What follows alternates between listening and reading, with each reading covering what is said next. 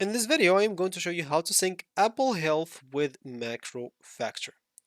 So, to sync your MacroFactor with Apple Health, it will allow you, first of all, for seamless integration to your health data, ensuring your tracking experience is good. So, how to connect the both or both platforms? So, once you launch, of course, the MacroFactor on your iOS device, at the moment, I'm using a emulator and it's running on Android, but it's going to be very, very simple. I'm just going to tell you how. So you just have to launch the application.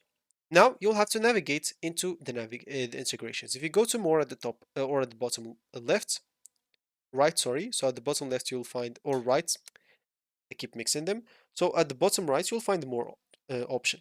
If you go and click on it, then you'll find yourself here. Click on integrations. Here, as you can see, for me, I find available integrations, Health Connect, and deprecated like integration, Fitbit. So if I go and enable this option, they'll take me an example to connect into it. Why? Because I'm using Android, so I got this option.